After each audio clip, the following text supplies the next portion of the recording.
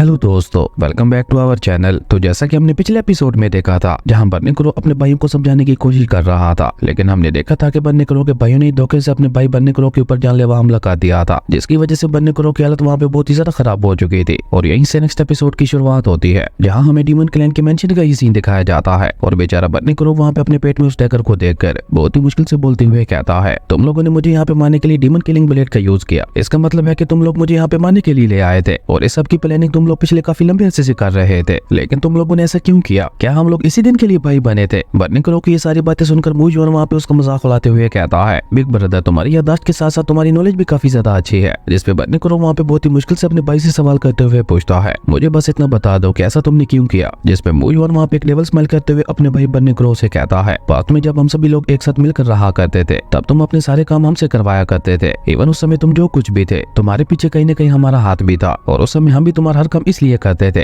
क्योंकि उस समय तुम भी हमारी तरह ही हुआ करते थे। पर अब तुम खुद को देखो, तुम पूरी तरह से बदल चुके हो, जो कि मुझे बिल्कुल भी पसंद नहीं आ रहा। एक डीमन के बदल जाने से बेहतर है कि वो मर जाए। मूजॉन की ये बात सुनकर बन्नी क्रो थोड़ा गुस्से से उसे कहता है, और तुम लोग मुझे यहाँ पे इसलिए मारना चाहते थे क्योंकि मैं तुम लोगों को हमेशा की तरह सही दिशा दिखा रहा था। मुझे तो लगा था कि मेरे मुंह भोले भाई भी मेरी तरह ही होंगे, लेकिन आज मुझे तुम लोगों को अपना भाई बनाने पर पछतावा हो रहा है। मुझे लगता है तुम लोग भूल गए हो कि मैं तुम्हारी फैमिली ऑफ हेड हुआ करता था, और आज तुम लोग अपनी हेड को मारने पे तुले हुए हो। लेकिन हम देखते हैं कि मूजॉन को तो वहाँ पे बन्नी क्रो की बातों से कोई भी असर नहीं हो रहा था। वो आराम से अपनी चेयर पे जाके बैठते हुए दोबारा मजे से वहाँ पे वाइन पीने लगा था। लेकिन बन्नी क्रो अभी भी उसे वहाँ पे बुरा भला कहने में लगा हुआ था, जो सुनकर मूजॉन वहाँ पे एक डेविल स्माइल करते हुए उससे कहता है कि मैं तुम्हें इस सब के लिए नहीं मारना चाहता था। तुमने अगर हमें भाई बोला था तो हमने भी अपने मन से तुम्हें अपना भाई माना था। तुम्हें मारने के पीछे हमारा एक और मकसद है, क्योंकि जब से तुम यहाँ से गए हो, हमारी पावर लगातार कम होती चली जा रही है। इवन यू लव जैसे लोग भी अब हमें धमकी देने पे तुले हुए हैं। इसी से तुम अंदाजा लगा लो कि हम लोग कितने ज्यादा कमजोर हो चुके हैं। इवन अब तुम्हें अपनी रियल दी इवल ड्रैगन वाली फॉर्म में भी ट्रांसफॉर्म नहीं हो पा रहा, इसलिए कोई भी मुंह उठाकर हमें आके धमकी देके चला जाता है। लेकिन अब से ऐसा नहीं होगा। हम सभी को आज अपनी पावर्स वापस मिलने वाली हैं, क्योंकि मेरे भाई मुझे अच्छी तरह से पता है कि तुम्हारे अंदर डीमन क्लैन की अब तक की हिस्ट्री की सबसे खास ब्लड लाइन है। और मुझे ये भी पता है कि तुम्हारे अंदर सिर्फ एक सोल कोर नहीं, बल्कि तीन मैजिकल सोल कोर्स मौजूद है, जिनका यूज करते हुए हम तीनों भाई यहाँ पे अपनी पावर्स को बढ़ा सकते हैं। और ये कहकर मूजॉन वहाँ पे एक बार फिर से डेविल स्माइल करते हुए बन्नी क्रो से कहता है, एक बड़ा भाई होने के नाते क्या तुम अपनी मैजिकल सोल कोर्स को हमारे साथ शेयर नहीं करोगे? वैसे भी बड़े भाई की चीजों पर तो छोटे भाइयों का ही हक होता है। वहीं बेचारा बन्नी क्रो, जिसकी हालत अब धीरे धीरे वहाँ पे और भी ज्यादा खराब होती जा रही थी, वो वहाँ पे बहुत ही मुश्किल से बोलते हुए मूजॉन से कहता है, ओ तो ऐसी बात है, अब मुझे सारी बात समझ आ रही है। तो ये सब तुम लोगों ने पावर के लालच में आके किया है, और इसीलिए तुम लोगों ने मुझे यहाँ पे मारने के लिए डीमन किलिंग ब्लेड का यूज किया, ताकि तुम लोग मेरे ब्लड को मेरी बॉडी से बाहर निकाल सको। बन्नी क्रो की ये बात सुनकर मूजॉन वहाँ पे एक बार फिर से हंसते हुए उसे कहता है, देखा ब्रदर, मैंने कहा था ना कि आप वाकई बहुत ज्यादा समझदार हो। पर बिग ब्रदर, तुम फिक्र मत करना, मैं ना तो तुम्हारे ब्लड को वेस्ट होने दूंगा, ना ही तुम्हारी मीट को, और ना ही तुम्हारी मैजिकल सोल कोर्स को, क्योंकि तुम्हारी इन चीजों के अंदर पावर्स ही पावर्स भरी हुई हैं, जो कि ना सिर्फ हमारी पावर्स को रिकवर कर सकती हैं, बल्कि उसी के साथ साथ हमें पहले से कई गुना ज्यादा ताकतवर भी बना देंगी। और इस सब में सबसे ज्यादा खुशी तो बिग ब्रदर आपको ही होनी चाहिए, क्योंकि ये सब आपके छोटे भाई अपने पास को बढ़ाने के लिए कर रहे हैं। और ये कहकर मूजॉन वहाँ पे एक बार फिर से जोर जोर से हंसने लगा था, और अचानक ही वो वहाँ पे कोल्ड टून में बन्नी क्रो से कहता है, तुमसे किसने कहा था हमें अपना भाई बनाने के लिए? हम लोग तो शुरू से ही तुम्हारे साथ पावर की लालच में रह रहे थे। पर अभी मूजॉन वहाँ पे ये सब क्या ही रहा था कि तभी उनका फोर्थ ब्रदर, जो कि पूरी तरह से पागल था, वो वहाँ पे अपने भाई मूजॉन के पास आते हुए उसे कहता है, ब्रदर, बड़े भाई का मीट मैं खाऊंगा, मुझे उनका मीट यानी गोश्त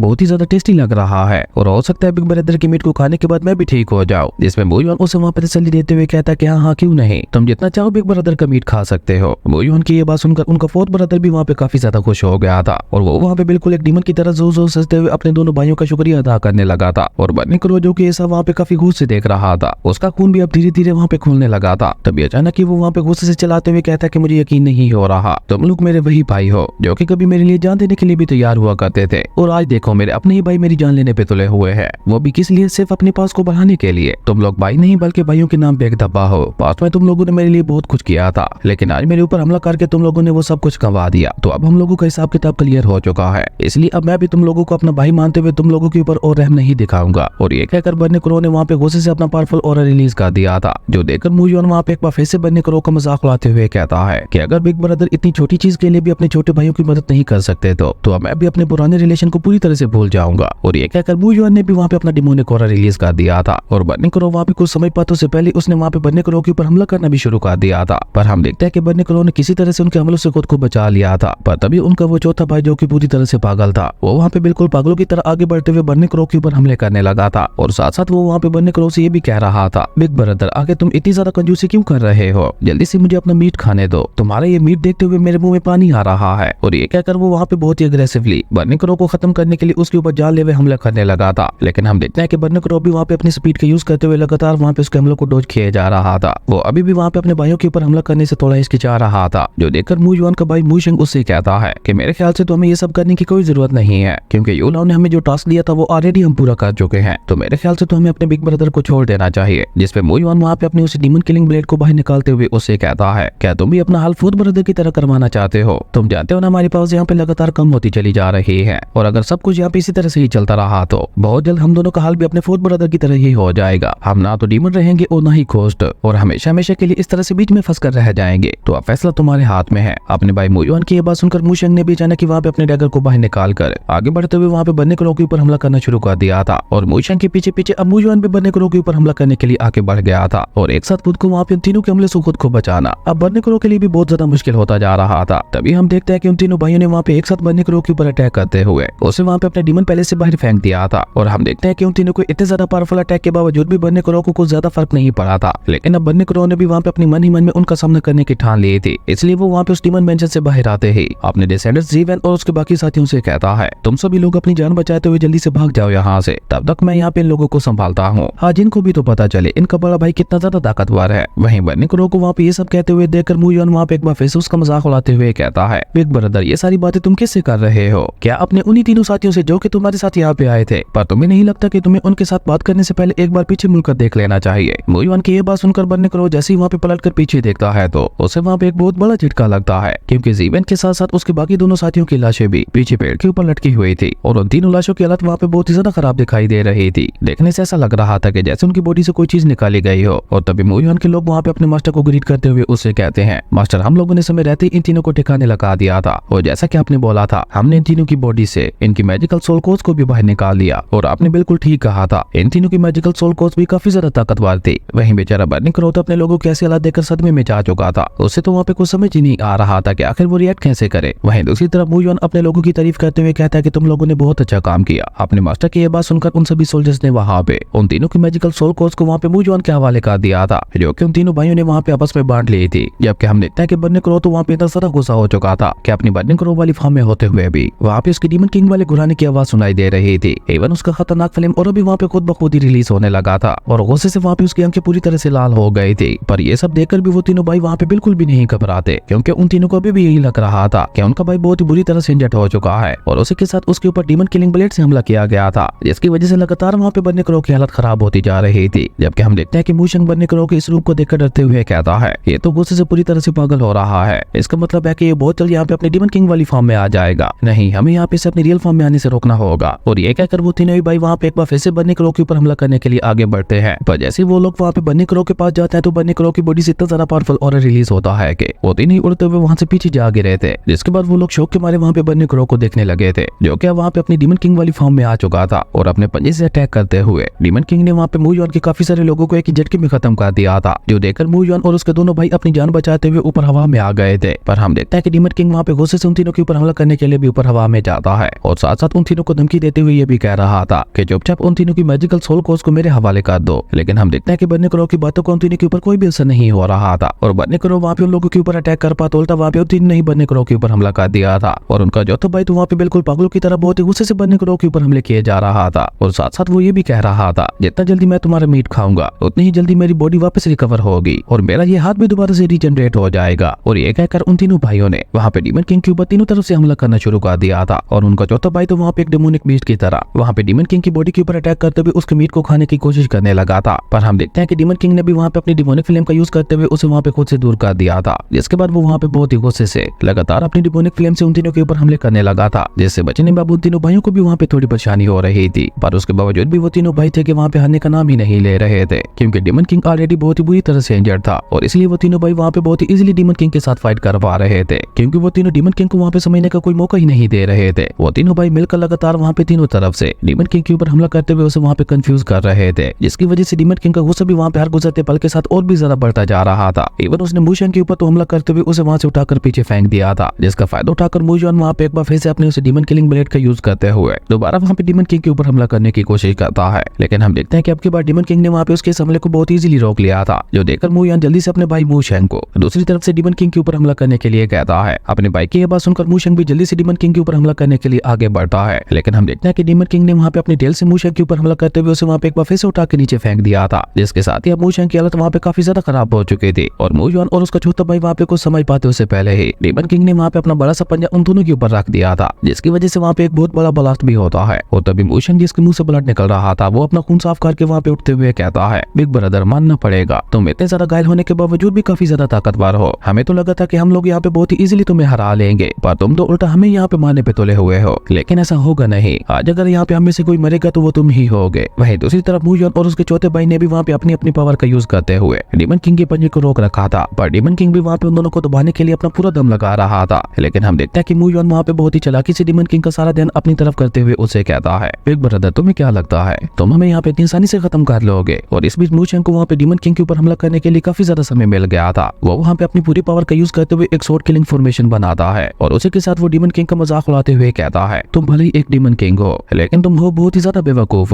क्योंकि फाइट के दौरान अपना ध्यान चारों तरफ रखना चाहिए। वहीं मू युआन भी वहाँ पे चलाते हुए अपने भाई मू शेंग से जल्दी करने के लिए कहता है। अपने भाई की ये बात सुनकर मू शेंग भी वहाँ पे अपनी किलिंग शॉट फॉर्मेशन से एक बहुत ही ज्यादा खतरनाक शॉट को बाहर निकालते हुए डीमन किंग से कहता है कि इस किलिंग शॉट को स्पेशली हमने तुम्हें खत्म करने के लिए डिफाइन किया था। और ये कहते हुए मू शेंग ने अचानक कि वहाँ पे अपनी किलिंग शॉट से डीमन किंग के ऊपर एक बार फिर से जानलेवा हमला कर दिया था, जो कि सीधे जाके वहाँ पे डीमन किंग को लग भी गया था, जिसकी वजह से डीमन किंग की हालत वहाँ पे और भी ज्यादा खराब होती जा रही थी। जो देखकर मू युआन वहाँ पे अपने भाई मू शेंग की तारीफ करते हुए कहता है, मू शेंग तुमने बहुत अच्छा काम किया, पर अब तुम सब कुछ मेरे ऊपर छोड़ दो, इस सो कॉल्ड डीमन किंग को खत्म करने की जिम्मेदारी अब मेरी है। और ये कहकर मू युआन वहाँ पे एक डेविल स्माइल करते हुए डीमन किंग की तरफ आगे बढ़ते हुए कहता है, आज मैं तुम्हें हमेशा हमेशा के लिए यहाँ पे सुकून की नींद सुला देने वाला हूँ। जिसपे डीमन किंग वहाँ पे उन्हें धमकी देते हुए कहता है कि तुम लोगों को क्या लगता है कि अगर तुम लोगों ने मुझे यहाँ पे खत्म कर दिया तो तुम लोग इतनी आसानी से बच जाओगे? तुम लोग अभी तक मेरे बॉस को नहीं जानते, वो तुम सभी को खत्म करने के लिए तुम्हारा पीछा करते हुए हल तक भी आ जाएंगे। और अब क्योंकि मैं यहाँ पे मरने ही वाला हूँ तो क्यों ना मैं तुम लोगों को भी अपने साथ लेके मरूं। और ये कहकर डीमन किंग वहाँ पे अपनी सेल्फ डिस्ट्रक्टिंग टेक्निक का यूज करते हुए खुद को वहाँ पे एक्सप्लोड करने लगा था, जिसकी वजह से हम देखते हैं कि डीमन किंग से इतना ज्यादा पावरफुल और खतरनाक ऑरा निकलने लगा था कि उसे देखकर वो तीनों भाई वहाँ पे अपनी जान बचाते हुए भागने की कोशिश करने लगे थे। और उनको भागते हुए देखकर डीमन किंग वहाँ पे गुस्से से चलाते हुए कहता है, नहीं आज तुम में से यहाँ पे कोई भी नहीं भाग पाएगा, आज मैं यहाँ पे तुम सभी लोगों को अपने साथ लेके मरूंगा। और ये कहते हुए डीमन किंग ने वहाँ पे अपनी बॉडी को एक्सप्लोड करना शुरू कर दिया था, जिसकी वजह से वहाँ पे एक बहुत बड़ा ब्लास्ट होता है, जिसकी चपेट में वो तीनों भाई भी वहाँ पे आ गए थे और वो तीनों ही वहाँ पे उड़ते हुए पीछे जा गिरे थे, जिसके साथ ही उन तीनों की हालत वहाँ पे काफी ज्यादा खराब हो चुकी थी। पर हम देखते हैं कि डीमन किंग तो अभी भी वहाँ पे नहीं रुक रहा था, वो वहाँ पे अपनी सारी पावर को इकट्ठा करते हुए वहाँ पे एक बहुत बड़े ब्लास्ट की तैयारी करने लगा था। लेकिन तभी डीमन किंग को वहाँ पे अपने कानों में एक आवाज सुनाई देती है, जिसे डीमन किंग अपने सपने में भी पहचान सकता था। उस आवाज को सुनते ही हम देखते हैं कि डीमन किंग का सारा गुस्सा अचानक ही वहाँ पे शांत हो गया था और ये आवाज किसी और की नहीं बल्कि एंसेस्टर ज़ू की ही थी। एंसेस्टर ज़ू को वहाँ देखकर डीमन किंग वहाँ पे बहुत ही मुश्किल से बोलते हुए कहता है, बॉस फाइनली आप यहाँ पे आ ही गए, मुझे तो लगा था कि शायद आज मैं यहाँ पे आपसे मिले बगैर ही मारा जाऊंगा। और ये कहते कहते धीरे धीरे वहाँ पे डीमन किंग की बॉडी डिस्ट्रॉय होने लगी थी और वो वहाँ पे अपनी बर्निंग क्रो वाली फॉर्म में आ गया था। पर बर्निंग क्रो वाली फॉर्म में आने के बावजूद भी उसकी हालत काफी ज्यादा खराब दिखाई दे रही थी। लेकिन हम देखते हैं कि एंसेस्टर ज़ू ने अपने डिवाइन स्पिरिचुअल पावर का यूज करते हुए बर्निंग क्रो के चारों तरफ एक प्रोटेक्टिव शील्ड बना दी थी ताकि उसकी बॉडी को वहाँ पे कोई भी नुकसान ना पहुंचे। वहीं बर्निंग क्रो भी दर्द भरी नजरों से अपने एंसेस्टर को देखने लगा था, जो देखकर एंसेस्टर ज़ू को पता चल गया था कि उसके भाइयों ने उसे यहाँ पे कितना ज्यादा दुख दिया है। इसलिए एंसेस्टर ज़ू वहाँ पे धीरे धीरे उसके भाइयों की तरफ बढ़ने लगे थे और उसके तीनों भाई जो कि वहाँ पे किसी मौके की तलाश कर रहे थे, वो मौका मिलते ही दोबारा वहाँ पे बर्निंग क्रो के ऊपर हमला करने के लिए आगे बढ़ते हैं। पर एक तो बर्निंग क्रो के चारों तरफ एक प्रोटेक्टिव शील्ड लगी हुई थी और ऊपर से एंसेस्टर ज़ू के वहाँ पे होते हुए भी ये लोग ऐसी गुस्ताखी कर रहे थे। पर वो लोग बेचारे कहा जानते थे कि जहाँ एंसेस्टर ज़ू पहुंच जाते हैं वहाँ पे सब कुछ उनकी मर्जी से ही होता है। और यहाँ पे भी बिल्कुल ऐसा ही होता है, क्योंकि जैसे ही मू युआन अपना डैगर लेकर बर्निंग क्रो के ऊपर हमला करने के लिए आगे बढ़ता है तो वो वहाँ पे बर्निंग क्रो के पास भी आ पाता उससे पहले एंसेस्टर ज़ू ने अपनी सिर्फ एक आंख के इशारे से ही उसके ऊपर ग्रेविटी का प्रेशर इतना ज्यादा बढ़ा दिया था कि वो नीचे जमीन के साथ चिपक गया था। इवन वो वहाँ पे अपना पूरा दम लगाने के बावजूद भी खुद को आजाद नहीं करवा पा रहा था, जो देखकर मू युआन के दोनों भाई वहाँ पे उसकी मदद करने के लिए आगे बढ़ते हैं। लेकिन हम देखते हैं कि उन दोनों के ऊपर भी एंसेस्टर ज़ू ने अपनी सिर्फ एक आंख के इशारे से ही अपने डिवाइन स्पिरिचुअल ऑरा का प्रेशर बढ़ा दिया था, जिसकी वजह से वो दोनों भी वहाँ पे से मू युआन की तरह ही नीचे जमीन के साथ चिपक गए थे। और तभी हम देखते हैं कि बर्निंग क्रो वहाँ पे धीरे धीरे उड़ते हुए एंसेस्टर ज़ू के पास आता है और एंसेस्टर ज़ू को देखते हुए वो कुछ बोलने की कोशिश करने लगा था, लेकिन उसे वहाँ पे समझ ही नहीं आ रही थी कि वो एंसेस्टर ज़ू को बताए क्या। पर हम देखते हैं कि एंसेस्टर ज़ू वहाँ पे बर्निंग क्रो के सर के ऊपर हाथ फेरते हुए उससे कहता है कि तुम्हें कुछ भी बोलने की कोई जरूरत नहीं है, मुझे सब कुछ पता है। और जैसे ही एंसेस्टर ज़ू का हाथ वहाँ पे बर्निंग क्रो के सर के ऊपर आता है तो बर्निंग क्रो के सारे दुख और दर्द वहाँ पे एक ही झटके में खत्म हो गए थे। और तभी एंसेस्टर ज़ू वहाँ पे स्माइल करते हुए उससे कहते हैं कि अब यहाँ से वापस घर जाने का समय आ गया है। और ये कहकर एंसेस्टर ज़ू बर्निंग क्रो को लेकर चुपचाप वहाँ से जाने लगे थे, क्योंकि वो बर्निंग क्रो की आंखों के सामने उसके भाइयों को नहीं मारना चाहते थे, क्योंकि इससे बर्निंग क्रो वहाँ पे और भी ज्यादा परेशान हो जाता। वहीं बर्निंग क्रो को वहाँ से जाते हुए देखकर मूजॉन वहाँ पे चलाते हुए उससे कहता है बिग ब्रदर हमें छोड़कर मत जाओ, प्लीज यहाँ पे हमारी हेल्प करो। लेकिन हम देखते हैं कि मूजॉन वहाँ पे इससे आगे कुछ कह पाता उससे पहले ही अचानक ही बहुत ही अजीब तरीके से उन तीनों की बॉडीज वहाँ पे धीरे धीरे एक्सप्लोड होने लगी थी और देखते ही देखते उन तीनों की एग्जिस्टेंस इस वर्ल्ड से खत्म हो गई थी। बेचारे हल्कूट के साथ पंगा लेने चले थे। उसके बाद सीन चेंज होता है, हमें एक जंगल का सीन दिखाया जाता है जो कि डेमोनिक एरिया के अंदर आता था, जहाँ पे डोंगमी और लिू जियान भी मौजूद थे। और तभी वो दोनों बहन भाई जियानिंग और जियानू भागते हुए वहाँ पे लिू जियान के पास आते हुए उसे कहते हैं मास्टर हमने आपकी सिखाई हुई मेथड को पूरी तरह से सीख लिया है और उसकी मदद से हमने ध्यान कुन सेट के अंदर मौजूद